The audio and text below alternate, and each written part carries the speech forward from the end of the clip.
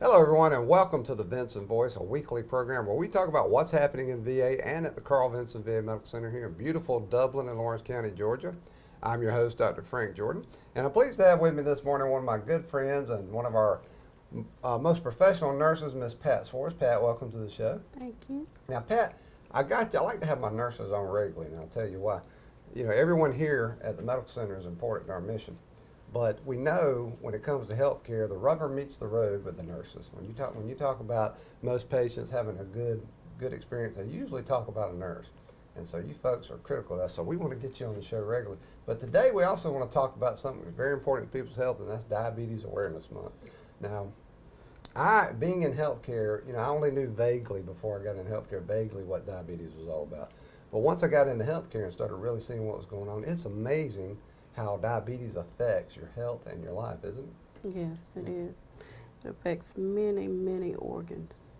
Yeah, and I even found out a few years back that if you smoke, it can actually make your diabetes worse. Mm-hmm. Yeah. So what are some of the other things that folks deal with when you're talking about dealing with diabetes?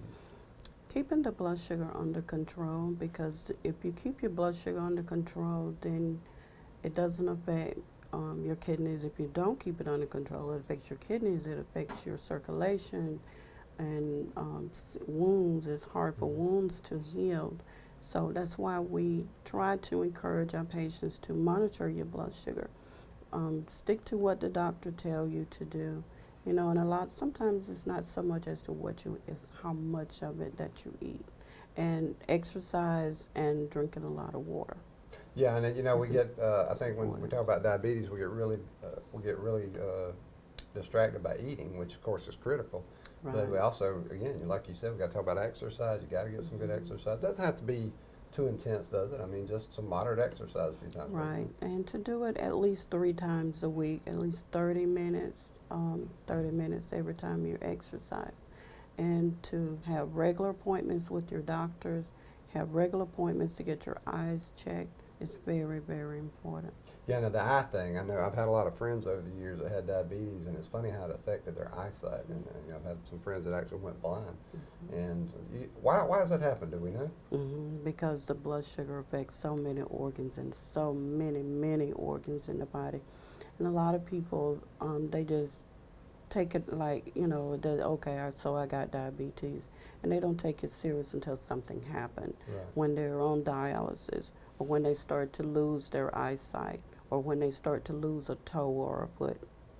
Wow, yeah, and that's another thing. I see a lot of our veterans around here that are, you know, I think a lot of people assume that oftentimes they've lost a limb in the war, but turns out probably most of our veterans here that are missing a foot or a leg is probably because of diabetes, right? So what do we do in the medical center? I know we try to do outreach where we can, just like we're doing now on the show. What do we do to educate our veterans about diabetes, though? We give them pamphlets. We also have a program that we call CCHT, which the patients check their blood sugars. They are able to put it into a monitor, which directly comes to us, and it's directly put in their chart. And we have nurses in that department that keep in touch with the patient.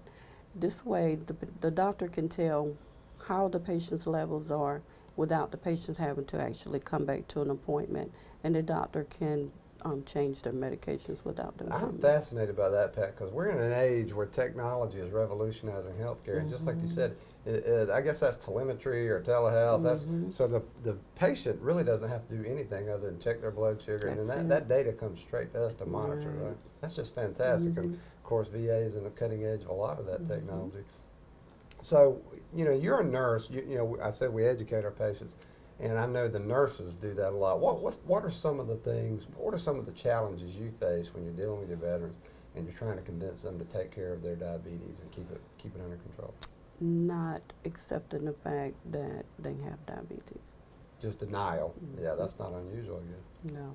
Yeah, because there's so many implications related to that, right? What do you do to reach them and try to get them over that hurdle and get to the dealing with it on a realistic level? I explain to them that if they do not keep their blood sugars under control, what organs are going to be at risk. And when you start talking to males and you tell them about the sexual then you get more of an attention. Okay. Now that gets the attention when you start Yeah. talking about your love life. It might be Yeah. the thing that, okay, I Right. got you. And kidneys, And kidneys, right. and that usually gets people attention. Yeah, because dialysis is not a fun thing. I mean, the technology has advanced tremendously, of course, but it's still nothing. There's nothing fun about dialysis. And so what's a general plan for someone who has diabetes and you want to help them keep it under control?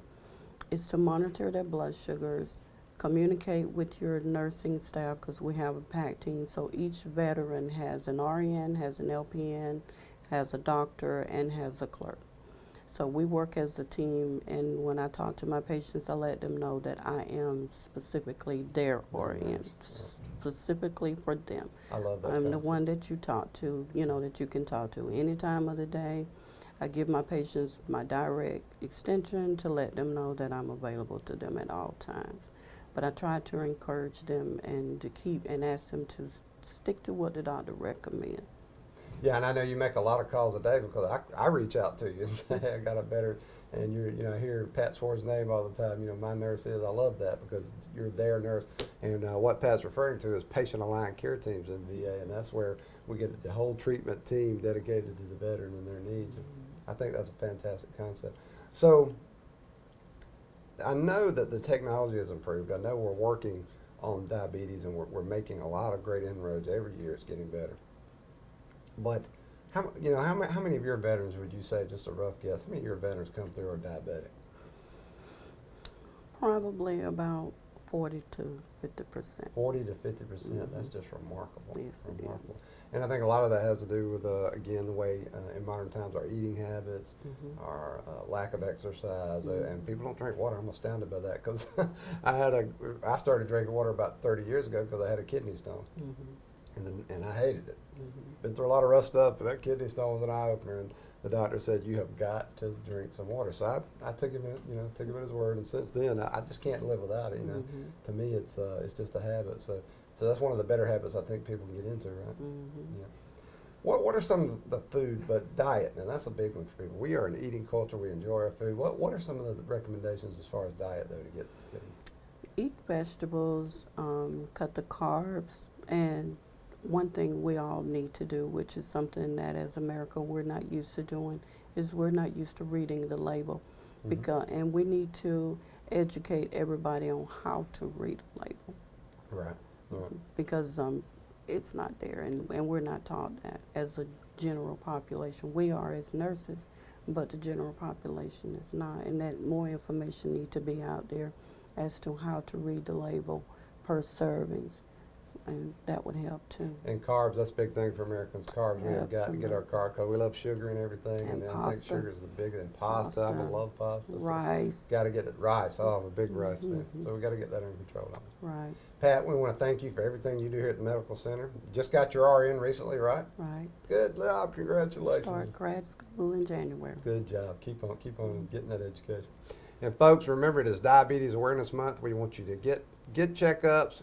If you got diabetes, we want you to deal with it. We want you to do the right things to safeguard your life and live a long, healthy life. So, Pat, thank you. Thank you. And folks, we'll be right back with more Vinson Voice. Growth. It's what we all want. It means doing what it takes, getting up every morning and making it happen. And we couldn't agree more. Because your success is our success. At Morris Bank, we're banking on you.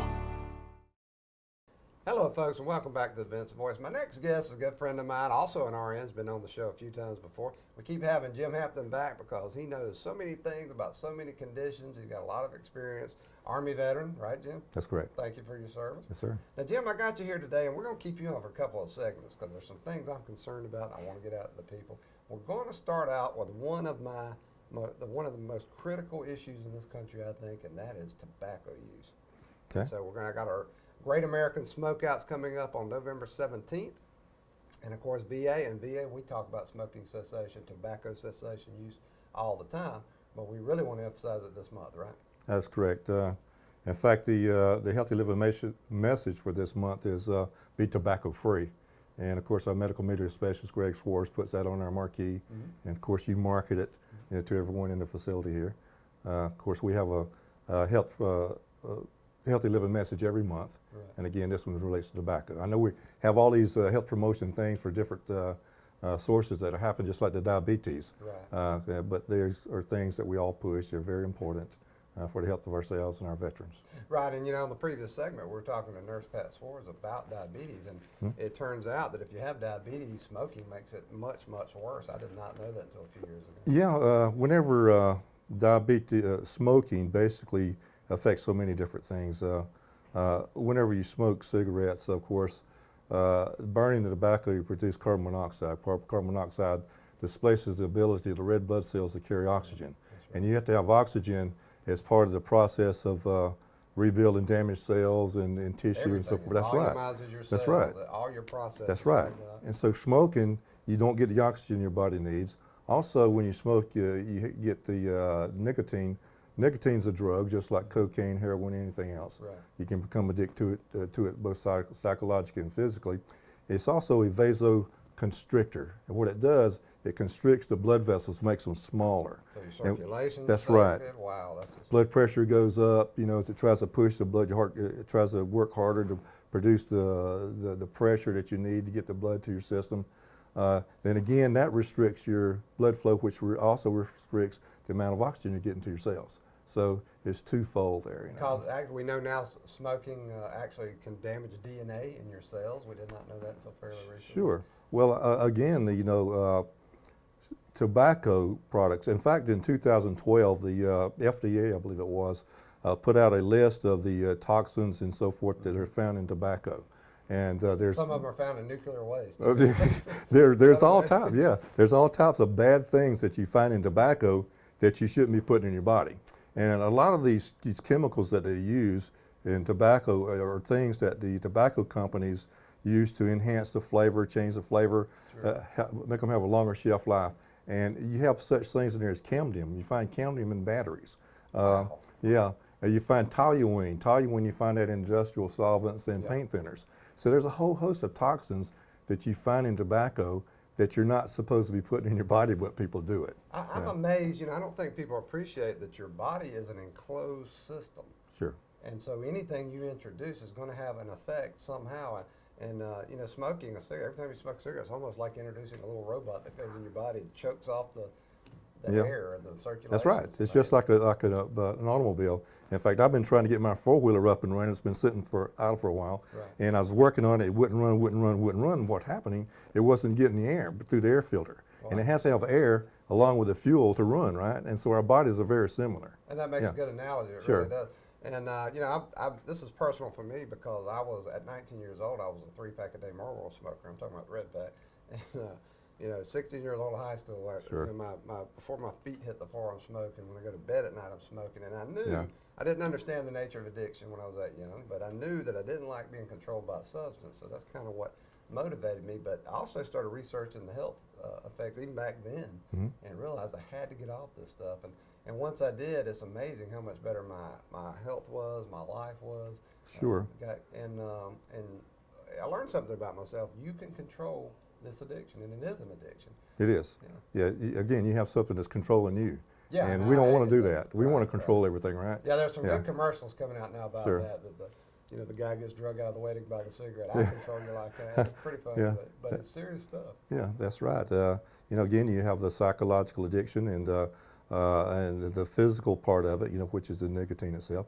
The psychological part. You know, when we're born, we're born with what we call a oral gratification complex, where we want to put something in our mouth. You know, we come out, you know, we want to pacify the thumb or whatever. Right. Eventually, over time, we grow out of that. Yeah. But when we start smoking, we kind of reintroduce that. So you got to put something in your mouth. I never thought about that, Jim. That's a good point. Cigarette, and so you got to break that habit. So another thing that happens here is you develop a bond between that cigarette and something that you do. For instance, people, when they first get up in the morning, a lot of people will drink a cup of coffee and they have to have a cigarette. Sure.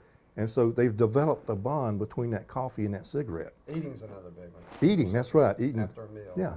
So what do? Well, we tell people they need to break that bond up, that association. Right. For instance, instead of drinking a cup of coffee and have a cigarette, drink a cup of tea and not have a cigarette. Sure. Okay, and we also encourage people to reduce alcohol or stop alcohol. You know, when they're trying to quit. When you drink Yeah, alcohol, that's another big one. People Yeah. associate alcohol with yeah. cigarettes. When people drink, they tend to smoke more. That's right. You know, whenever you drink alcohol, a lot of times, you know, the veterans I talk to, I tell them I'm preaching to the choir because we've heard this all of our military careers. Don't go downtown drinking, you get in trouble, right? And so whenever you drink alcohol, it goes into your stomach, you know, obviously it goes into your bloodstream, goes to your brain really fast. Right. And one of the first places it affects is the front part of the brain here called the inhibition center. Right. What inhibits us from doing certain things, right? That's right. And so we wouldn't ordinarily go out and do certain things if we're not drinking, but when we drink, we might do those things. That's right. Like smoke. Like That's smoking right. that cigarette. Smoking more or whatever, or doing something else stupid, you know. You know, you talk about the addiction part, Jim. I did some research many years ago, and I was surprised to find out people debate whether you get physically addicted or it's just a habit. Well, we know now both. that about 65% of people are physically addicted and the rest aren't. However, it's a double bind for those people who are physically addicted because they also usually have the habit, the dependence. And it doesn't matter whether you're physically addicted or just got a bad habit. That substance is still going to your body and ruining your health, right? It definitely is. It's there regardless, you know. That's Whenever you start a person begins smoking, after a while, you get to a point where you have to have a certain blood level of nicotine to feel normal. Tolerance. And whenever you don't replace that level and it starts dropping, you have withdrawal symptoms and those cravings. Those cravings can begin within, you know, a few hours. And they peak out generally 4 or 5 days, and then they start to get weaker and weaker, but they can last for several weeks. Sure, but you can deal with addiction, folks. I'm telling you, we see it every day here at the medical center. We deal with addiction's addiction. I mean, whether it's cocaine or alcohol or Sure. nicotine, the process, the basic idea behind it is the same, and you can deal with It it. is. And you know, like I said, I've had one of the best things I ever did in my life was give up nicotine. And we're also talking about chewing, folks, dipping and that kind of stuff. Give it all up. We want our veterans and our other friends in the community to be healthy. So, Great American Smokeout is November 17th. There's plenty of materials online that you can look up to help you quit. We want you to quit sometime. Make the 17th the day. Make that the day you change your life. Jim, thank you for being here. Stay Sure. on with us. We're going to talk about some other stuff, about some other health-related things. Sounds Folks, good. we'll be right back with more Vinson Voice. Choose the convenience of Neighbors Express and get friendly, courteous service every time you visit any of our convenient locations. Fill up with pay at the pump and take advantage of our bigger and better selection of beverages and tobacco products. And buy 12 packs of Pepsi products, 2 for $6.99. Enjoy the popular crushed ice with your favorite fountain drink. Also enjoy a fresh, hot breakfast. Stop by for lunch or dinner. It's always fresh, always convenient at Neighbors Express. Now located at I-16 and 441 and in Cedar Grove, providing farm fuel for all our customers. Count on the convenience of Neighbors Express. Folks, welcome back to the Vinson Voice. I've got my good friend Jim Hampton with me still. Jim is an RN, and he's he runs the Health Promotion and Disease Prevention Program. Program. Yeah. There you go, Jim. Why am I telling about? Why don't you tell about? That's what we want to talk about, Jim. But Yeah. before we do that, we were talking in between segments about some outreach we're doing. I want to hear about that. Tell these folks what we're doing to get out of the community and talk about some of these issues. Yeah, part of the Health Promotion Disease Prevention Program, we're encouraged to do outreach programs, to work with our community and our shareholders out there, to work on those things that we have common with our veterans, okay? In fact, just this Saturday, I was at the Taylor Regional Hospital Health Fair over in Hawkinsville. And yeah, we went over and set up a table, handing out some information about the different programs we have on health promotion and so forth. And I was able to rub elbows with a lot of the other community shareholders there. And one of those was some folks from the Atlanta Oncology. And so we're going to be getting up with them, in fact, on the 17th, Great American Smokeout, and set up a couple of tables in the local Rite Aid parking lot. Okay. And so we're going to hand out information, encourage people to quit smoking and so forth. So Rite Aid, that's right down here on the corner. Right down across from the VA, that's correct. I mean, yeah. You could throw a rock across. Yeah, we can sit there in the parking lot and look at the marquee for, you know, well, that's the a VA. good idea. That's right. Yeah, that's right. Yeah. So we're continuously doing things like that, going out into the community, telling them about our services and working with them. I believe that's one of the things that our new director, Mrs. Murrow, wants us to do, be more involved with our community. Yeah, she really Jim is referring to our medical center director, Ms. Mary Alice Morrow, and one of the mandates she's given us here at the medical center, and VA nationwide is doing this, that's to get out in the communities, not to be passive, not to wait. Get out in the communities, show that you're part of your local community, show that you're part of the national community, and get out and talk about these issues. And what I like about health promotion, disease prevention, Jim, is it kind of upturns the old traditional model. Used to in healthcare, we waited for someone to come to us, and we dealt with issues that already developed. Now, when we talk about health promotion, disease prevention, we're trying to head things off before they even happen, right? That's right. That's prevention. Historically, you know, we've had what we call tertiary med, which is somebody gets sick and treat them. Traditionally, again, you know, people would come in, see the physician, and they'd tell them right quick what's happening, and the doctor, of course, give them the medicine, you know, to treat what they got and send them on their way. So now, again, we have obviously our PACs, our patient line care teams, where we're placing the responsibility and decision making or control more with our patients. Right. So they feel like they have their place in making the decisions and the outcomes on their health problems, okay? Right. So we're giving them control. And somebody has control about their treatment, they're more likely to be compliant and following those regimens. That's right. It empowers them. They're more likely to follow through with taking their meds and so forth and doing those other things like in prevention. Sometimes the prevention part takes a little extra effort. Sure. Such exercise and watching our diet and those sorts of things, right, which is not easy. No. But when people feel like they can have that control, they're more likely to follow through with those things. Yeah, I worry, you know, sometimes with our modern pharmacological culture, I think too many people think, oh, there's a medicine for everything. If something happens. Well, that's true that we've come a long way, but still, sure, it's good old prevention, eating habits, exercise, getting some water, those types of things that are important, right? Yeah, that's right. You know, again, part of the program, you know, we have some great dietitians in the MOVE program who give all kind of excellent information about their diet, about the exercise and so forth. One of the things that my understanding is that I could be incorrect on this now. I have been incorrect before. I'll correct you. That's right. In medical school, I believe they don't spend a whole lot of time on nutrition, okay? Right. And so they have all these other things, you know, how to diagnose and treat and so forth. And so they don't have that time with that. And so a lot of times that is being missed or overlooked. That's where our dietitians and so forth are really so important in this process, right, you know. Yeah, and you're right about that actually, but I'm glad to say that I kind of keep my ear to the information channels there. Yeah. It's actually changing now. Where they're talking about preventive medicine and that type of stuff. So that's actually getting ingrained into the medical school now. That is exactly right. The importance is showing up. Yeah. So Jim, when we what are some of the things specifically that the health promotion and disease prevention does for us? I know I could tick off several myself, but what do you see the focus of the program in? One of the things we do too is this part of the year is immunizations. Okay. Oh, yes. Yeah. Obviously, there's so many diseases out there are preventable if we just take the appropriate vaccine. Right. Okay. Right now, obviously, the big one is the flu. Sure. And so, one of the things that the VA is doing is working in conjunction with some of the pharmaceutical companies, such as Walgreens. Walgreens, I love that. I love that partnership. That's so right. Tell us a little bit about that. Walgreens is we have a program with them right now. They've been given funding to provide free flu shots to enroll VA veterans. Right. Okay, all the veteran has to do, show up at Walgreens, show their VA card and also an additional photo ID, right, and they can get that vaccine for free. And the documentation for that vaccine will go to our VA medical records.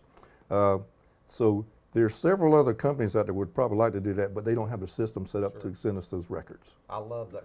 I love that collaboration. I mean, that's Walgreens and VA working together to do something. That's exactly right. Absolutely, that's fantastic. So, Jim, we talked in the previous segment of Great American Smokeout. I want to emphasize that one more time. The Great American Smokeout on November 17th. That's right. We got it. We want our veterans to quit smoking. We want all of our friends out there in the community to give up tobacco, right? Sure. Right. Exactly. So what are some of the things that they can expect if they give up tobacco? Well, the one thing, they're going to breathe easier. Yeah. They're going to literally going to breathe easier. That light housework that was so difficult before going up the flight of stairs, hopefully it's going to get easier. Right. One of the things happens if people smoke over time, they can cause some damage. If they have some things such as emphysema, lung disease, once that damage is done, it's done. Mm-hmm. But if it's not too severe, their body can compensate, and they can adjust, they can do most things. Yeah, it's amazing how quickly the research shows the body actually starts to heal itself and can do so remarkably in a very short period of time. But again, it's like you said, if you get it before you cause those permanent conditions like emphysema. That's right. The earlier you catch it, the sooner you can stop, the better. One thing for sure, if a person continues smoking, things will not improve. They can only get worse. That's right. Yeah. That's right. Yeah, and I've had a lot of family members who died of cancer. Seems to be the thing that gets my folks. But it's almost always associated with smoking. My biological father died last year, and he smoked 3 packs a day for most of his life. And it's just, it's just an insidious thing. It's easy to go, well, I'll try it tomorrow, or maybe I'll try it next week. But folks, you got to get off the tobacco, got to control those substances today. Get a plan together. And the 17th, Great American Smokeout's perfect time to do it, right? That's right. That's right. Yep. So we're pulling for you. There's a lot of resources out there on the web. Just smoking cessation, getting off tobacco, quit smoking, anything like that. I'll pull up all kinds of websites and give you the information you need. So, Jim, thank you for being with us again. Sure. Get used to it. You'll be back. All right. Thank you, sir. Yes, sir. And folks, we'll be right back with more Vinson Voice.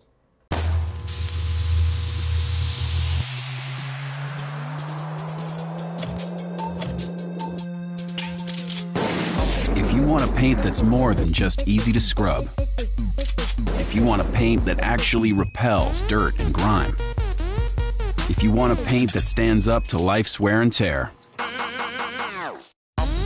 only this can. Regal Select from Benjamin Moore.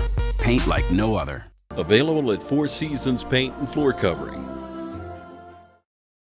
Folks, welcome back to the Vinson Voice. I'm your host, Dr. Frank Jordan. We always like to close out the show talking about upcoming events, that kind of thing. Let you know what's going on at your VA Medical Center and get you involved. Our big program of the year is always Veterans Day on November 11th. That's this Friday. We hope everyone's going to come out and join us.